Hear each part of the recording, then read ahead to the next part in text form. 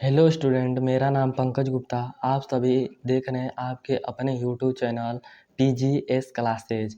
आज के इस पहले लेक्चर से स्टार्ट करने वाले हैं क्लास 12th के गणित। यदि आप 2025 में बोर्ड एग्ज़ाम देने वाले हैं और अगर आप answer paper step by step करना चाहते हैं तो नीचे दिए गए बटन को सब्सक्राइब कर लीजिए और साथ ही बेल आइकन को सिलेक्ट कर लीजिए, जिससे इस प्लेलिस्ट के अगले लेक्चर का नोटिफिकेशन आपके पास सबसे पहले पहुंचे। अगर प्रत्येक साल 7 सेट बनते हैं, प्रत्येक साल 7 सेट बनते हैं, 7 सेट बनते हैं। अगर आप 2024 का आल सेट और 2023 का सेट और 2022 और 2020 के 4 सेटों को कर लेते हैं तो आपको मैथ में 100 में से 95 या 90 नंबर आराम से ला सकते हैं। तो हम स्टेप बाय स्टेप कराने वाले हैं। तो चलिए इस लेक्चर को स्टार्ट करते हैं। तो हम 2024 के सेट 7 से स्टार्ट करने वाले हैं। तो इसमें आपको कुल 9 प्रश्न दिए होते हैं। पहला क्वेश्चन 5 क्वेश्चन रहते हैं और एक एक नंबर के रहते हैं और एडजेक्टिव टाइप रहते हैं। और दूसरा क्वेश्चन भी एक एक नंबर के रहते हैं, और 5 प्रश्न होते हैं, वो भी एक एक नंबर के होते हैं। तीसरा क्वेश्चन 4 क्वेश्चन रहते हैं और आपको सभी क्वेश्चन को करना होता है और उसमें 2-2 नंबर के होते हैं और 4 क्वेश्चन रहते हैं। चौथा क्वेश्चन भी 4 क्वेश्चन रहते हैं और सभी करना होता है और वो 2-2 नंबर के होते हैं। और पाँचवा क्वेश्चन 5 क्वेश्चन के होते हैं, 55 नंबर के होते हैं और आपको सभी करना होता है।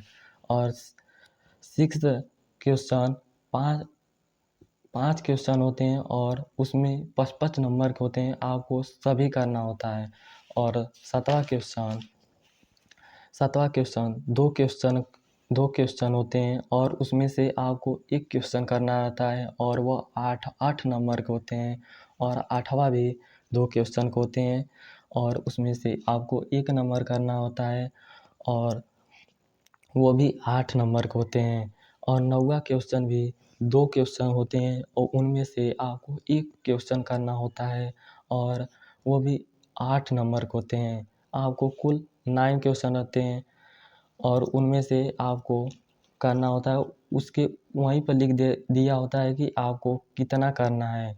तो हम सेट 7 2024 से स्टार्ट करेंगे और सेट 6 सेट 5 सेट 4 इसी तरह हम करते चलेंगे। तो चलिए इस क्वेश्चन को स्टार्ट करते हैं। कहता है, पहला, निम्नलिखित सभी खंडों को हल कीजिए। सही विकल्प चुनकर अपनी उत्तर पुस्तिका में लिखिए। पहला क कह रहा है, एक संबंध R इस प्रकार है कि A, B in such that, इसको कहते हैं इस सच दैट। इसका मतलब A बराबर B-2 है और B का मान 6 के बराबर है और 6 से बड़ा है, तो समुच्चय n यानी प्राकृतिक संख्याओं में परिभाषित है, तो सही उत्तर होगा। इसमें से आपको सही उत्तर चुनकर आपको उत्तर पुस्तिका में लिखना होगा। अगर आपको बोर्ड एग्ज़ाम में रफ करना होगा तो आपको पेज के राइट साइड में, यहाँ पर आपको यहाँ से स्टार्ट करना, हल करना, और राइट साइड में आपको ऊपर लिख देना है रफ कार्य और नीचे आपको रफ कर देना है। और पुनः इस पर आपको हल देना है और इसके राइट पेज में आपको यहाँ पर रफ कार्य ऊपर लिख देंगे और उसमें रफ कार्य, और लास्ट में आपको रफ को काट देना है, जिससे आपको एग्जामिनर आपको देखकर कॉपी को पसंद होगा और आपको फुल नंबर देगा। तो चलिए इस प्रश्न क को स्टार्ट करते हैं। हमें संबंध दिया है R बराबर A, B इस प्रकार है कि A का मान B-2 है और B का मान 6 के बराबर या 6 से बड़ा भी है, तो समुच्चय n में परिभाषित कीजिए कि सही उत्तर ऑब्जेक्टिव होगा। तो आपको शॉर्टकट में कर कर आपको ऑब्जेक्टिव उत्तर पुस्तिका में लिख देना होगा। तो हमें इसे रिलेशन हम खोजते हैं इसमें संबंध, तो संबंध बनाते हैं। तो यहाँ पर लिखेंगे आर, समुच्चय का चिन्ह देंगे और ए। पहले हम इसे सॉल्व करते हैं। दिया है बी का मान 6 के बराबर या 6 से बड़ा है, तो बी का मान हम 6 लेंगे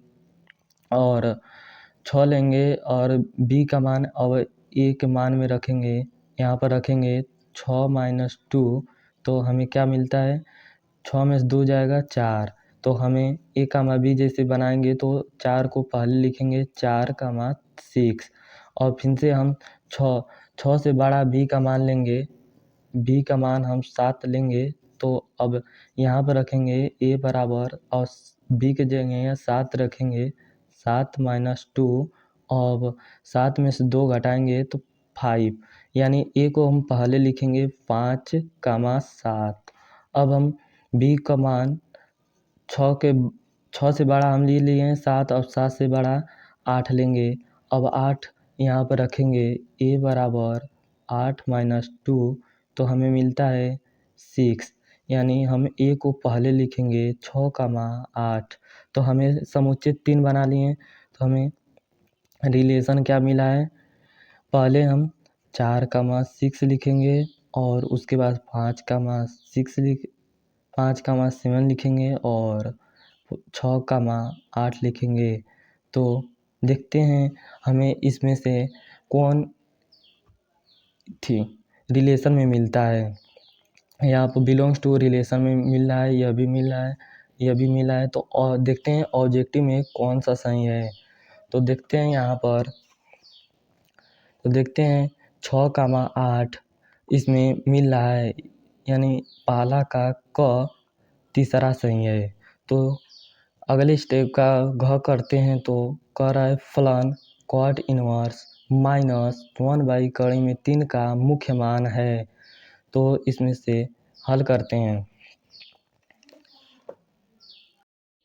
दिया है फलन कॉट इनवर्स -1/3 का मुख्य मान है।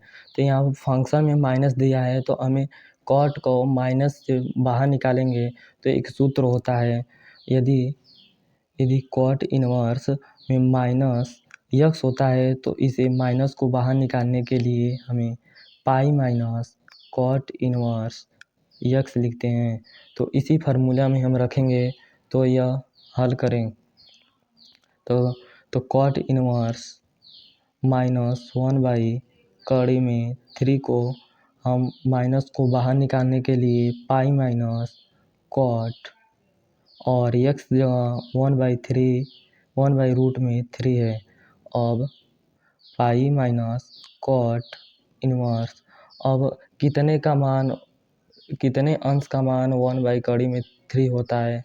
तो हम जानते हैं कि कॉट 60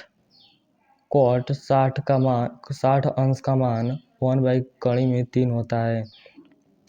तो यहाँ पर कॉट इनवर्स कॉट से हट जाएगा, तो यहाँ पर हम 60 अंश को पाई/3 लिख सकते हैं। अब यहाँ पर हम एलसीएम लेंगे 3 पाई/3 और अब 3 पाई में से पाई को घटाएंगे तो 2 पाई/3। तो देखते हैं क्वेश्चन में कौन सा सही है।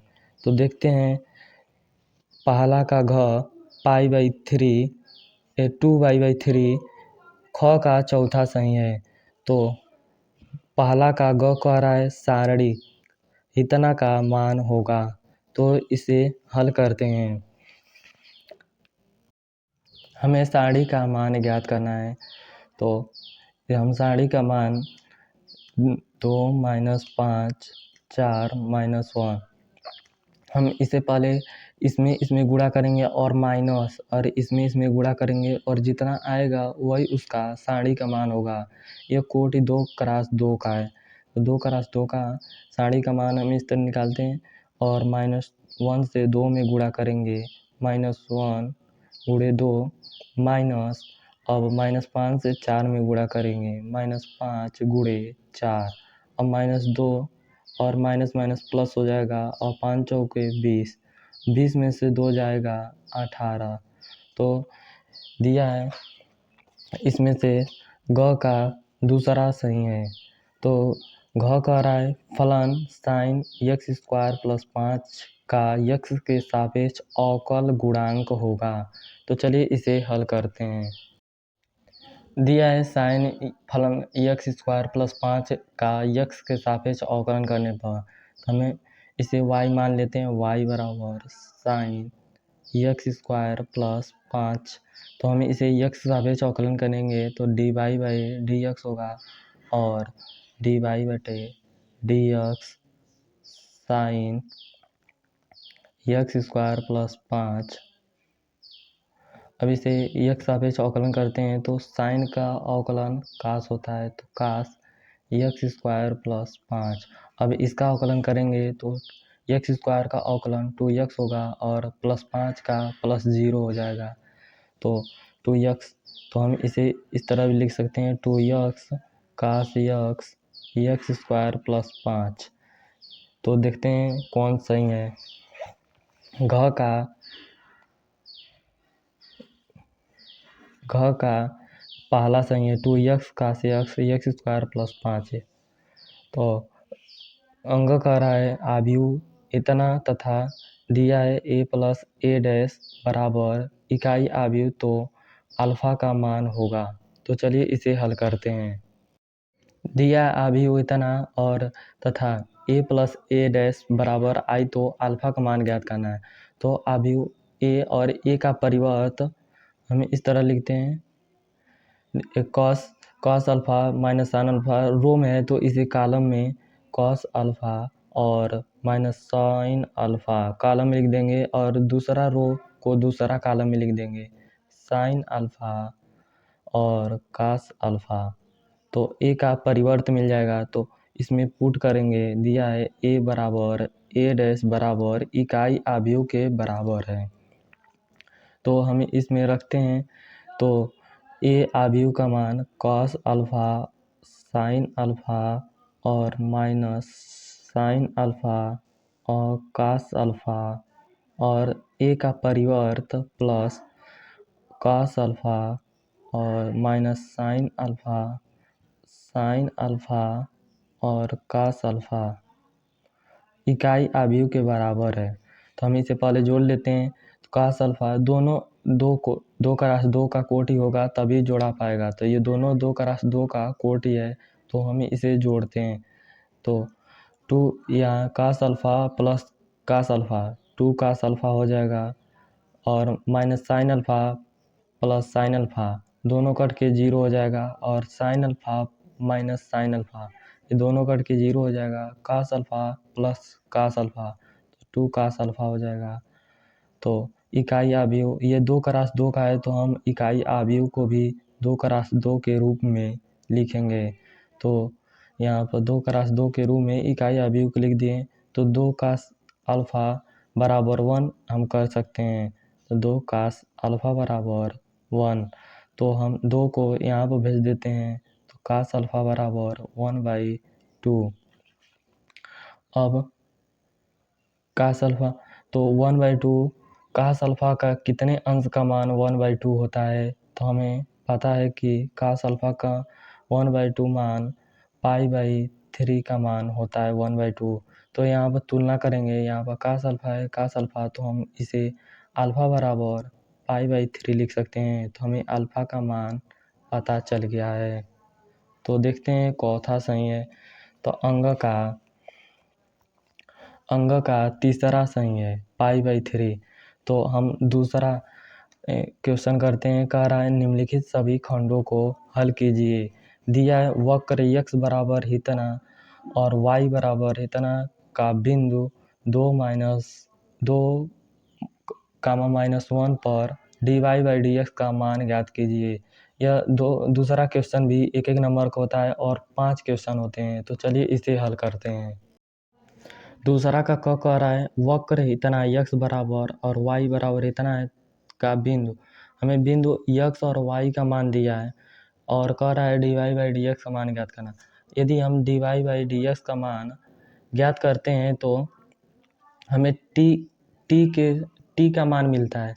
तो हमें यहाँ पर t का मान पता ही नहीं है, तो हमें इसे x और y का मान जो दिया है उसे इसमें पुट करके हम पहले t का मान ज्ञात कर लेते हैं, और उसके बाद से जब dy/dx का मान ज्ञात करेंगे तो जो t आया रहेगा उसी में हम पुट कर देंगे, तो dy/dx t मिल जाएगा।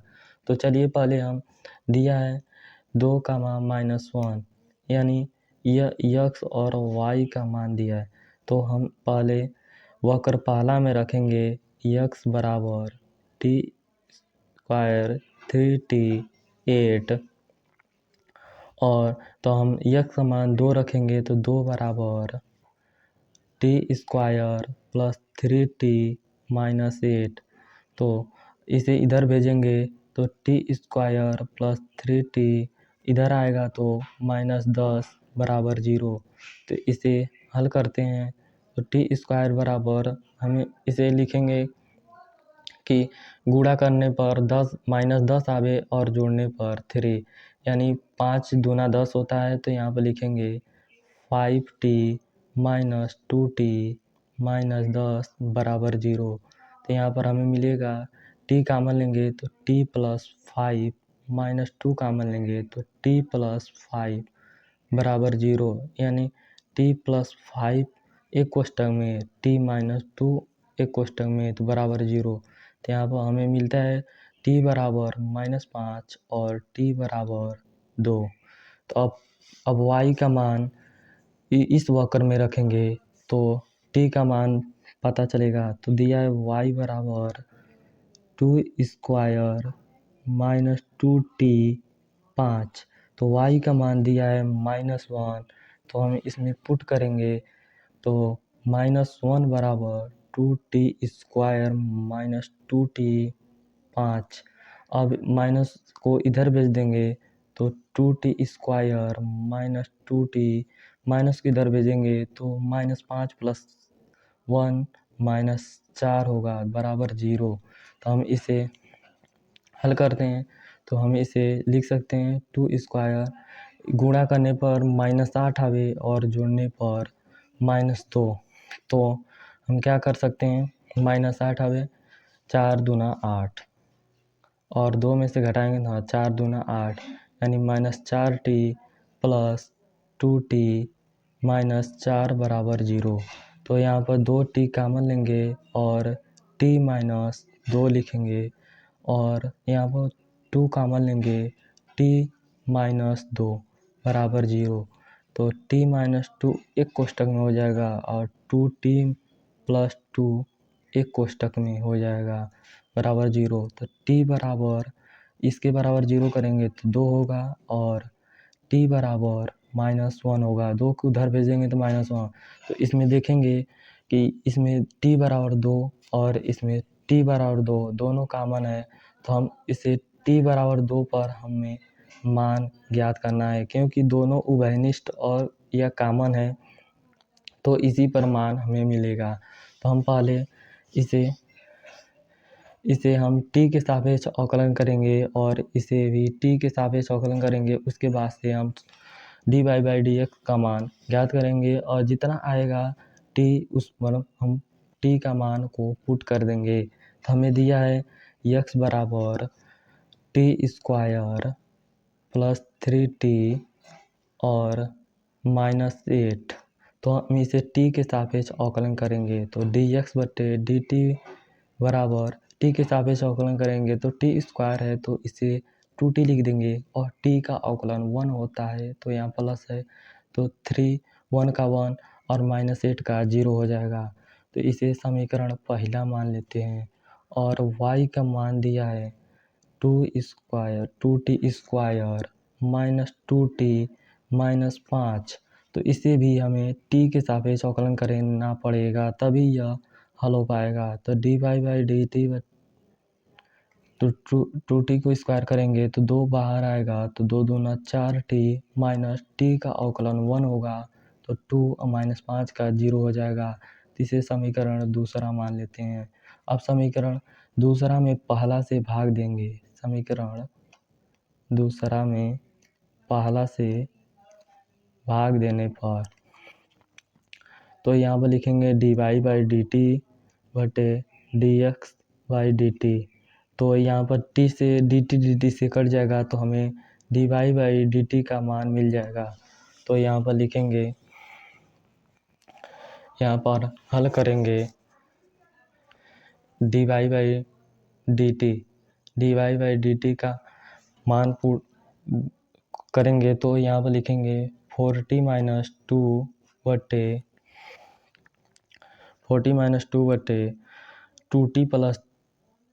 2t plus 3। तो यहाँ पर हमें t का मान पता चल गया ना। अब हमें यहाँ पर t का मान रखते हैं, तो यहाँ तक आपको क्लियर होगा।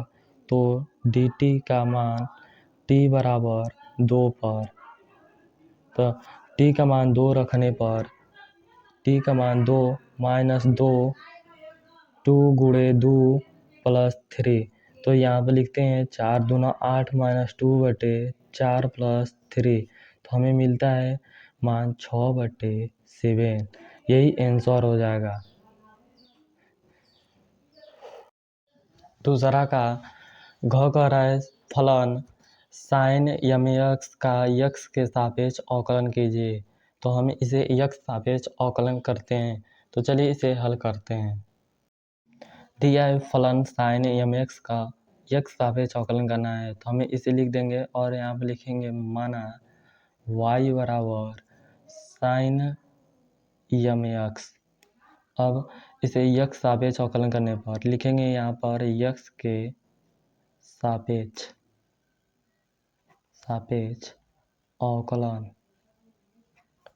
अवकलन करने पर,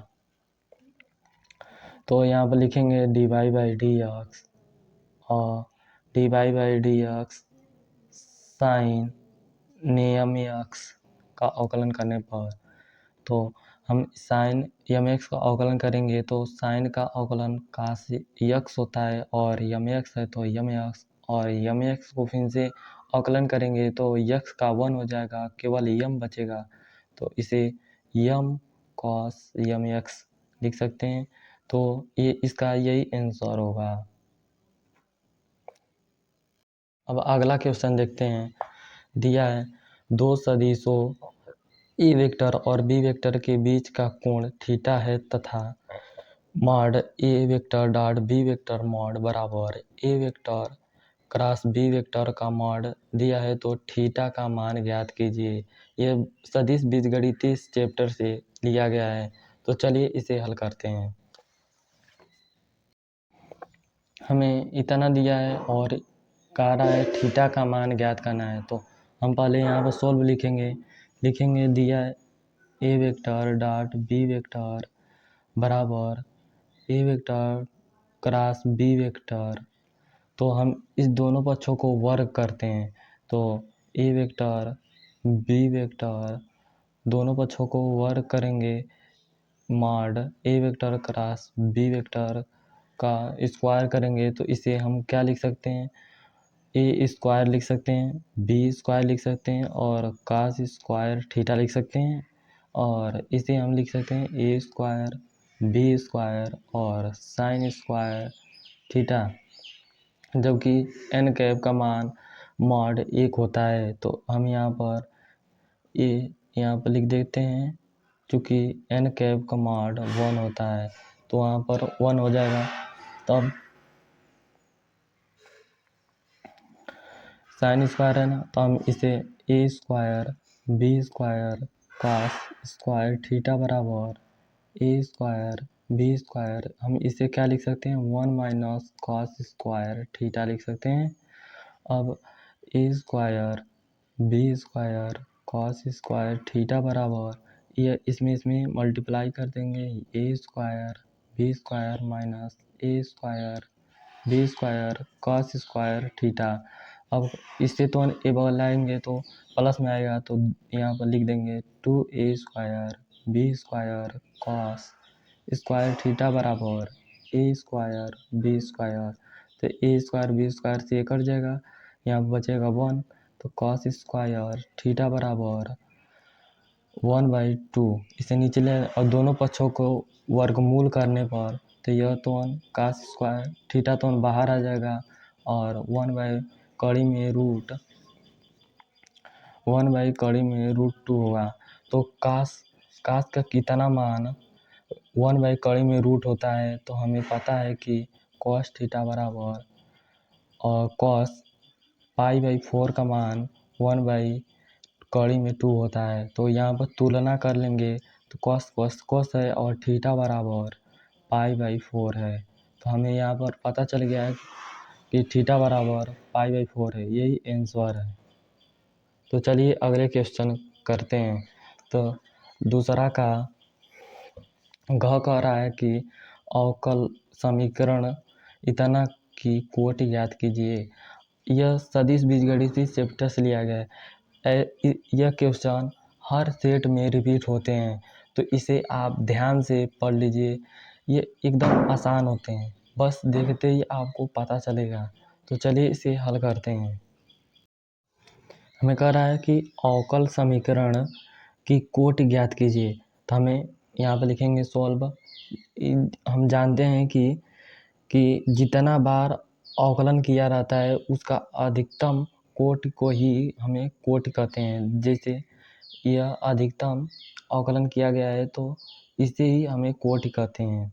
तो इसमें अधिकतम कितना बार अवकलन किया गया है, तो इसमें देखते हैं ये 3 बार अवकलन किया गया है, ये 2 बार, यह 1 बार। तो ये 3 बार अवकलन किया गया है तो इसकी कोटि तो लिखेंगे यहाँ पर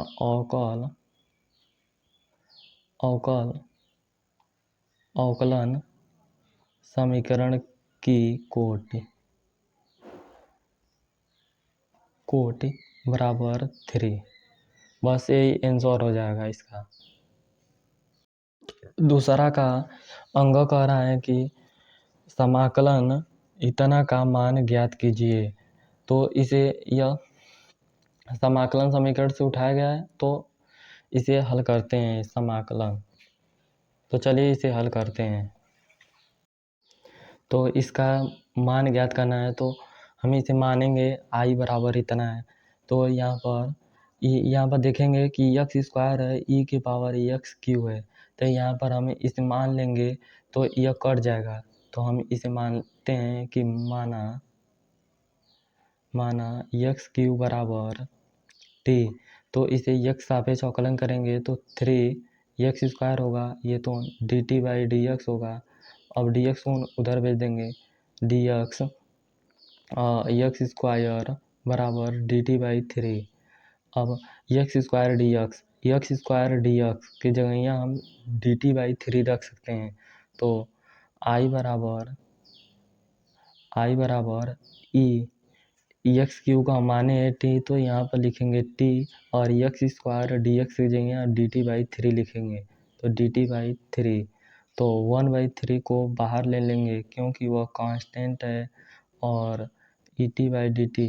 और हम जानते हैं कि ex के अवकलन या et के अवकलन वही होता है या समाकलन वही होते हैं।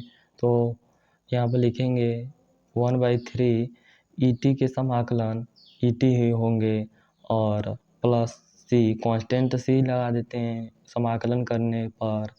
और 1/3 को हम t का मान हम माने थे t बराबर x क्यू, तो यहाँ पर लिख देंगे x क्यू प्लस c, यही इसका आंसर होगा।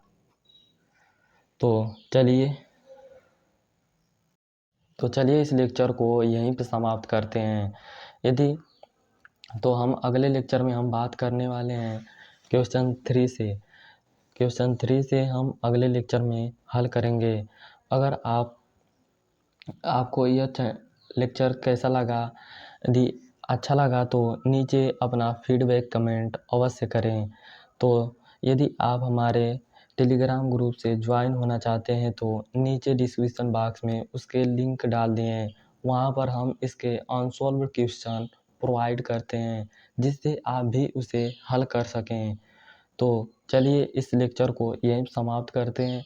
तो यदि आप इस चैनल पर पहली बार आए हैं तो नीचे दिए गए बटन को सब्सक्राइब कर लीजिए और साथ ही बेल आइकन को ऑल कर लीजिए, जिससे इस प्लेलिस्ट के अगले लेक्चर का नोटिफिकेशन आपके पास सबसे पहले पहुँचे। तो तब तक पढ़ते रहिए, संघर्ष करते रहिए और आगे बढ़ते रहिए।